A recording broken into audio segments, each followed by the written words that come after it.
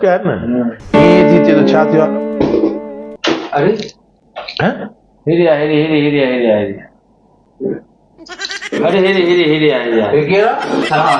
हिरिया हिरिया ए थोड़ा माइक पे आई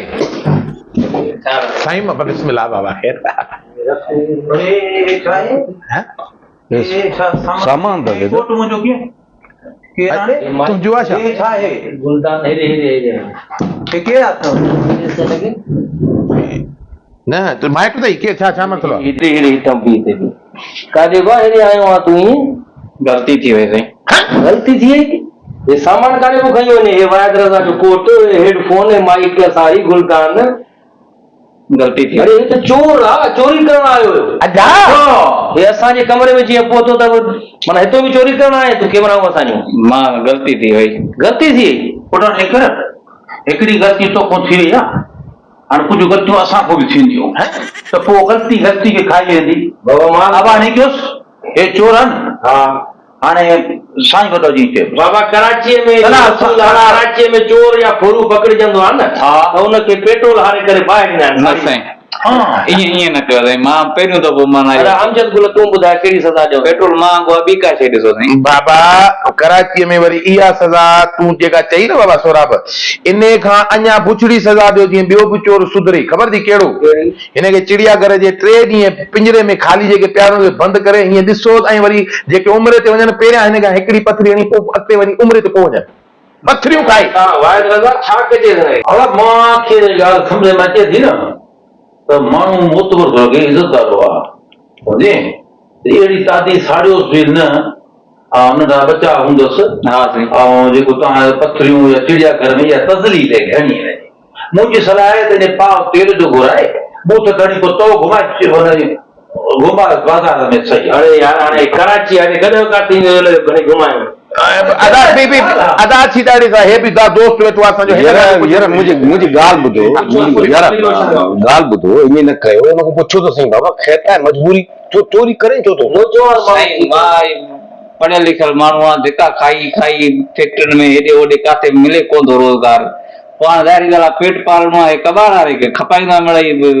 अटो पाणी वठी वेंदो बेरोज़गारी आहे त पोइ चोरी करणु छा कयूं साईं ॿियो हाणे ॿियो को रस्तो ई भला भला भला ॻाल्हि ॿुधो अदा संगत ॻाल्हि ॿुध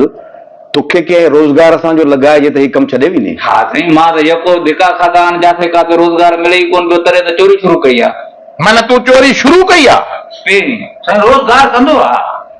ॾिसो न पहिरीं ॻाल्हि इहा आहे चोरी कंदो करणो ई कोन्हे चोरी कंदो त गार त खाईंदो न रोज़गार खाईंदो हिन जी नियत जेकी आहे न उन चेहरे में ज़ाहिर आहे हीउ धंधो न थींदो हीउ रोज़गार कंदो आहे माना ईअं घुमी रुली पिनी करे पंहिंजो रोज़गार कंदो आहे न माना हाणे तव्हां छा था चओ असां रोज़गार ॾियूं हा रोज़गार ॾियोसि बसि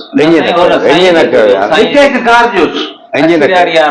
हुनजी ॿुधो तजुर्बो आहे अदा मां त चवां थो मिली सिली हिनखे को रोज़गार खोले ॾियूं त जीअं पंहिंजो सिंधी नौजवान आहे बेरोज़गारी वधी वई आहे ॾिसो था पिया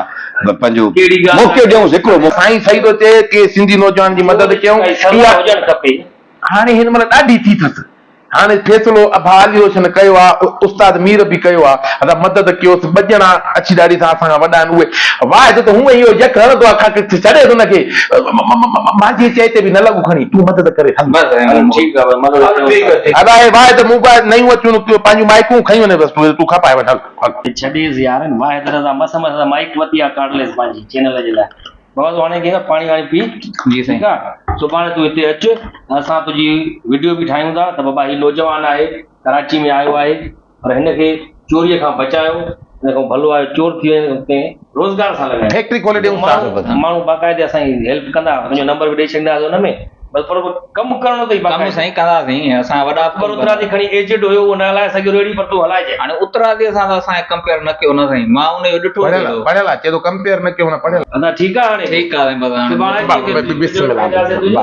माण्हू अपील कंदासीं अपील ठीकु आहे ठीकु आहे अजाए